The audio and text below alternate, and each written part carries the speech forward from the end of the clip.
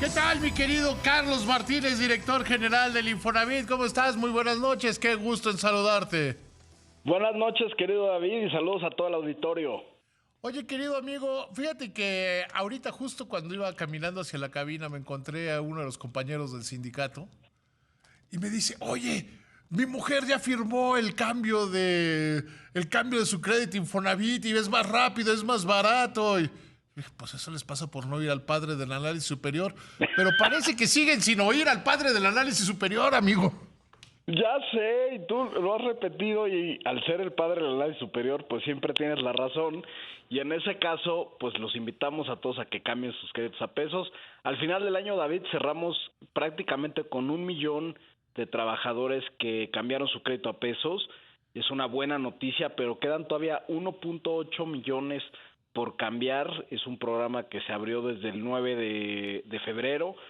Va a estar abierto todo el año, y la invitación es que no lo dejen al final, A ver, que no lo dejen en ¿cuántos, diciembre. cuántos van y cuántos faltan?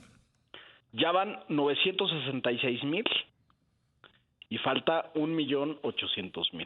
O sea, van como una tercera parte. Exactamente. La mayoría se dieron entre diciembre y enero, que estuvimos, bueno, nos tocó estar contigo promocionando y sobre todo hablando de lo que significaba toda la gente que iba a los centros de servicio, etcétera, y logramos esta cifra, 966,000 personas, y falta 1,800,000. ¿Qué es lo que le está pasando? ¿Qué le está faltando a las personas? ¿Qué es lo que está faltando para que se pueda hacer? Pues mira, creo que un tema clave era construir confianza, y creo que se logró el año pasado. Y nada más para ponerte un dato, cuando empezamos el programa el año pasado se estaban convirtiendo a razón de 1,000 créditos diarios. Hoy, en tan solo los días que van de febrero, entre el 9 de febrero y hoy, van 5 días del programa, ya van 25,000 cambios.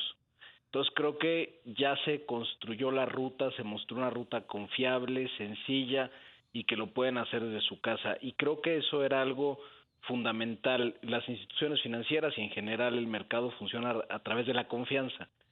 Y creo que esa construcción ya se dio, y por lo tanto esperaríamos que con este mismo ritmo pues podamos lograr una cantidad mucho mayor a la del año pasado, y que la mayoría ya se convierta. Porque hay muchos mitos, o sea, se quedaron algunos mitos de que le va a salir más caro a las personas, que aumente el plazo, que tienen a que hacer gastos notariales. ¿Qué hay de cierto de todas esas fábulas que te acabo de mencionar? Pues ninguna, David, como dices, es No, fábula. yo te las pregunto porque es lo que la gente dice. Sí. Por ejemplo, el del plazo, eso es muy relevante, porque también me lo han preguntado a mí. ¿Qué pasa con el plazo? El contrato se firmó en su momento, recordar que son créditos anteriores al 2017, todos los créditos se firmaron a 30 años.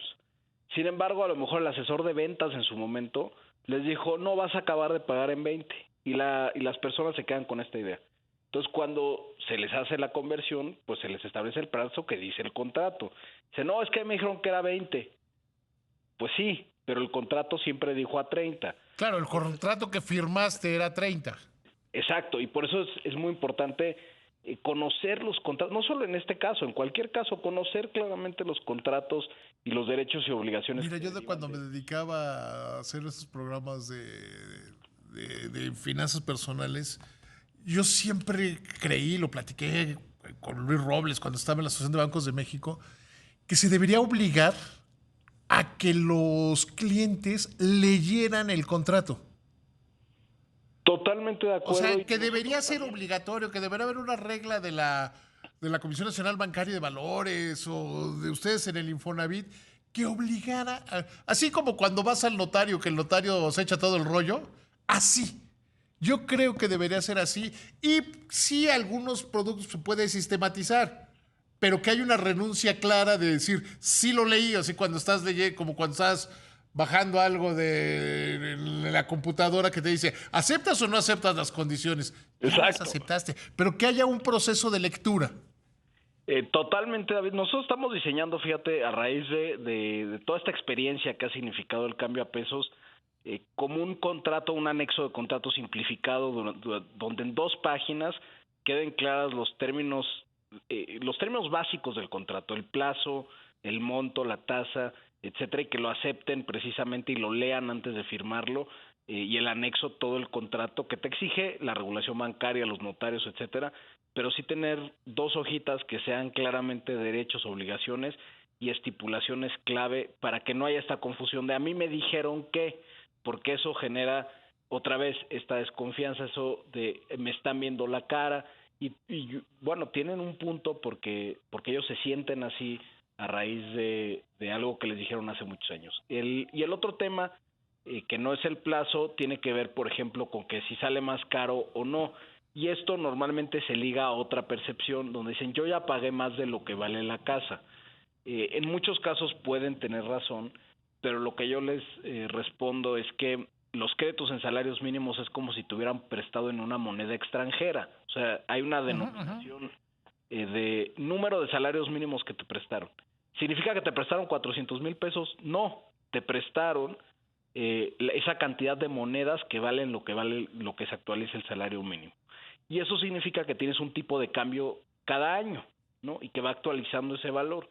Y por lo tanto, mucho de lo que cuestiona la gente es esta desconexión entre el valor de la deuda y el valor del inmueble. Y por eso también es la invitación de convertirlos a pesos. Al tú convertirlos, tienes normalmente un descuento de hasta el 25% del saldo deudor que traigas, y además, al congelarse la mensualidad y dejarse de actualizar el saldo insoluto, pues lo que hace es ajustarse o acercarse más el valor de la vivienda y su plusvalía con el valor real del crédito, ¿no? Y eso yo creo que es una gran ventaja, te ayuda a planear, te ayuda a tener claras tus finanzas hacia adelante. Yo creo que esa es la parte fundamental. Entonces el compromiso es 2/3 partes que faltan de tomar ese beneficio. Es un caso raro en el cual el que otorga el crédito está buscando al cliente para que tome beneficios, cuando normalmente es al revés. Sí. Pasa en la telefonía. Está pasando en la telefonía porque hay una gran competencia y las reglas pues, se pusieron así. Pero yo no vería que, imagínate que los bancos salieran a, oye, ya no tomes esa tarjeta de crédito, mejor toma esta otra porque es más barata, que lo hicieran abiertamente. Sería algo insólito. Pues sería muy divertido. Pero, y sería bueno, ahora que viene la convención bancaria, sería un tema que deberían poner sobre la mesa. Pero aquí el punto es, ¿crees que, y lo decías al principio, crees que ya están tomando velocidad para llegar a estos 2/3 partes de los casi 4 millones de acreditados? Pues yo confío en que este año al menos convirtamos otro millón más, y ojalá entren más, ¿no? Y vamos a dar toda la promoción, todas las facilidades, etcétera. Pero creo que si el ritmo ya cambió, y estamos viendo 10,000 o 20,000 conversiones diarias, ¿no? Y mientras mantengamos ese ritmo, podemos superar la meta del año pasado. Oye, por lo demás, ¿cómo les está yendo? Cómo van las cosas en el Infonavit? Que a mí es... A mí siempre me ha gustado el Infonavit, pero ahora me encanta.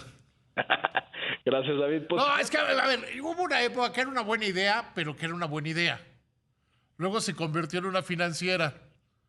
Y ahora ya es algo para que los trabajadores tengan vivienda como es debido, ¿no? eso, David, y la otra cosa que recientemente tomó decisión el Consejo de Administración fue el pago que hace a los ahorradores. El Infonavit, además de la actividad crediticia, tiene 57 millones de ahorradores que tienen una cuenta de vivienda. Y la ley establece que se debe de pagar un rendimiento anual. Una parte del rendimiento está ligado a lo que rinda la cartera hipotecaria y otra parte del rendimiento está ligada a una decisión que hace el Consejo de Administración. ¿Qué decidimos en el Consejo de Administración hace una semana y media? Decidimos pagar lo equivalente a la inflación. Entonces a los 57 millones de personas que tienen un ahorro en el Infonavit se les pagó de rendimiento anual 7.82%. ¿Qué quiere decir esto? Que el valor de su ahorro no tuvo una pérdida adquisitiva y por lo tanto eso que pueden usar como enganche para una vivienda, pues no sufrió el estrago de la inflación. Es verdaderamente interesante eso, cómo ahora ya está alcanzando hasta para más, ¿no? Sí, y sobre todo que no se deprecie, porque lo que estamos observando en el fenómeno en el mercado de la vivienda es un alza de precios derivado de los materiales y la inflación. La otra por el encarecimiento del financiamiento de créditos puente y de proyectos que probablemente eran rentables hace 2 años y que hoy ya no lo son. Y por lo tanto creíamos que devaluar ese ahorro, que es tu puerta de entrada al crédito, pues iba en contra del propio interés del Infonavit. Entonces, esta decisión de cobertura sobre la inflación, pues ayuda a que los trabajadores tengan ese piso de ahorro cubierto y que tengan la confianza de que pueden salir a buscar una vivienda, comprarla sin que se haya depreciado su ahorro patrimonial.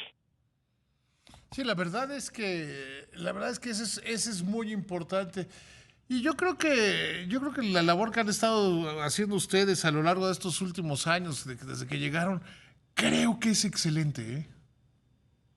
Bueno, yo espero que así lo valoren también todos los ahorradores, todos los acreditados, porque esto ayuda y son decisiones que además se toman en consenso. David, eso siempre hay que decirlo, porque a veces se invisibiliza que el Infonavit es tripartita, pero el A gobierno veces a los gobiernos les gusta hacer creer que es un organismo del gobierno, no que es un organismo tripartita.